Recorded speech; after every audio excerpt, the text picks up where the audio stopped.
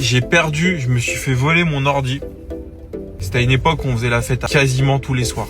Et on s'est fait cambrioler nos ordinateurs quand on dormait dans l'appartement. Mon pote qui me dit, il va voir ma story, il va se reconnaître. Qui te mène la vie dure pour rien. Je sais pas pourquoi je parle d'eux, mais j'avais envie de leur remettre une petite bastos de bon matin. Je suis triste, j'avais des belles photos, des bagnoles et tout.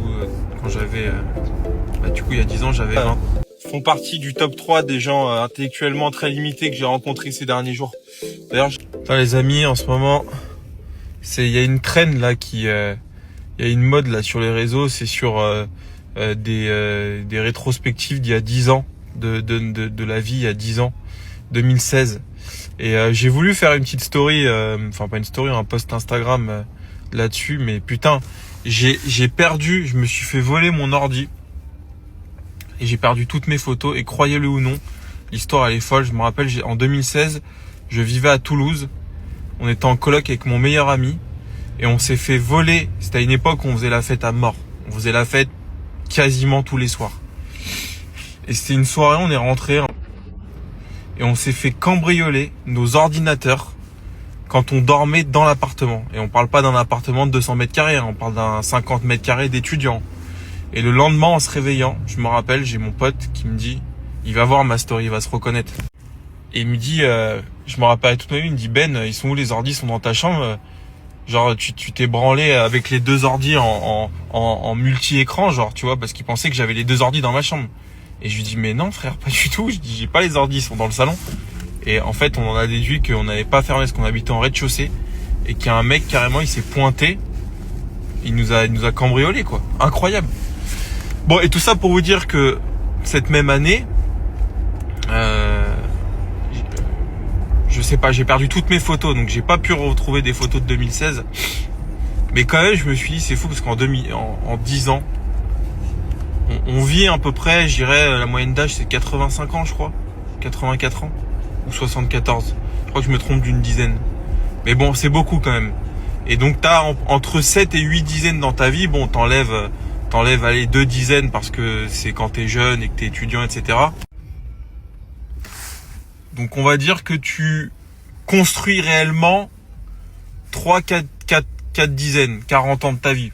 Bon, après t'arrives à un âge où tu construis plus. Quand t'as 60 ans, t'en as qui ont réussi à... Mais c'est quand même globalement à partir de 20 jusqu'à 40, 50 ans.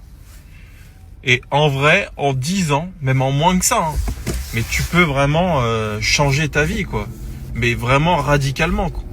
Et bon, moi, mais d'autres, hein, en 10 ans, donc c'est marrant cette trend parce que ça montre que quand même, mais tu peux la changer dans le bon sens ou dans le mauvais sens.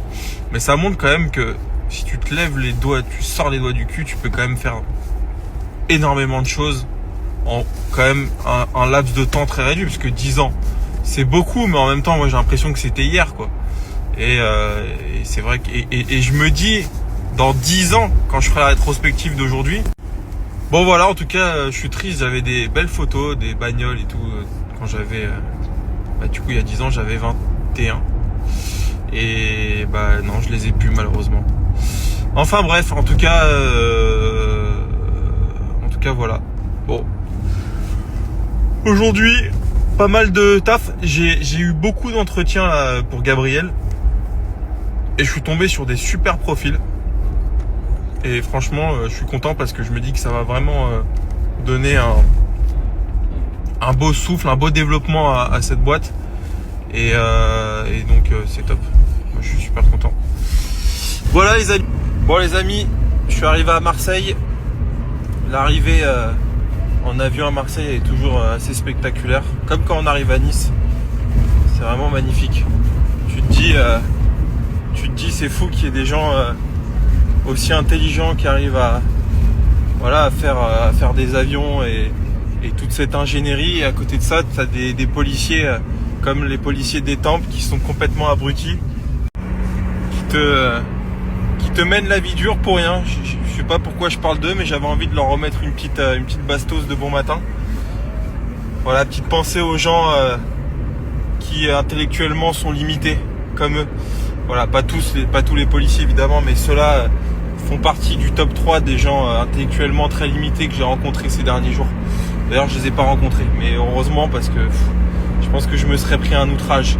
Bon, les amis, donc je suis à Marseille, direction Vroom Market pour l'ouverture. On va vous présenter l'agence, elle est très très belle. Puis demain, je serai à La Ciotat pour vous présenter l'agence de La Ciotat. Et puis voilà, j'ai loué une petite voiture. Il fait relativement beau. Que demande le peuple? Salut à tous les amis, j'espère que vous allez bien. Alors là, je me trouve à Marseille, vous voyez Vroom Market. On est au 105 boulevard de la Barrasse, dans le 11e, on est à la Valentine. Je vous montre rapidement où on est situé. C'est la RN8, donc route ultra passante. Et le local se situe ici, dans une zone dédiée un peu à la voiture. On a un contrôle technique, une carrosserie, on est hyper visible. On a un beau bâtiment. Donc on a ouvert hier, donc on est encore en train de poser les dernières enseignes. Je suis dans les bureaux, on est encore en cours d'aménagement. Je vous présente Pad, Pierre Arnaud, le boss.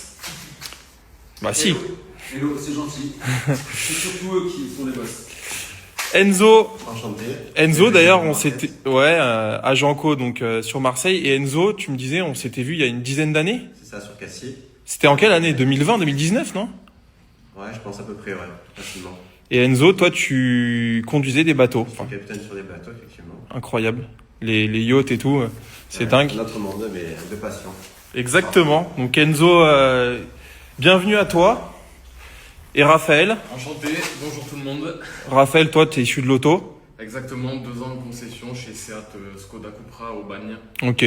Zone des Palus, voilà. Cool. Donc, bienvenue à toi. Bon, merci. Toi, t'as un peu plus l'habitude, mais le métier va rentrer. En tout cas, bienvenue à vous, les gars. Ouais, je dis bienvenue aux Marseillais.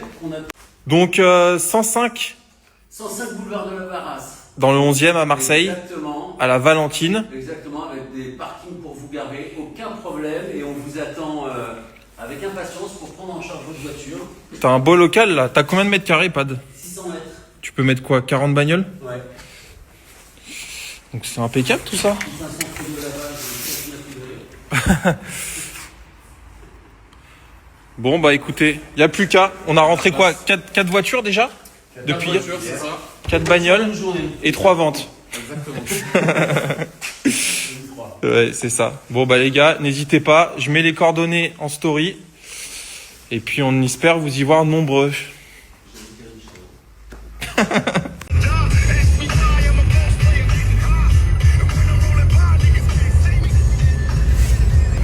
À chaque fois que je viens dans cette région, je me dis putain, mais ici quand t'as une bagnole, le kiff que c'est, les routes et tout, c'est pas pareil. Hein.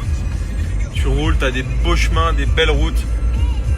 Putain, le temps là, je dois être venu le seul moment où il pleut. Brume, brouillard et tout. Hein. Il fait froid et tout. J'ai froid les amis, je vous jure. Bon, direction La Ciotat. Vroom Market La Ciotat qui a ouvert il y a 2 semaines. Donc on va voir ça.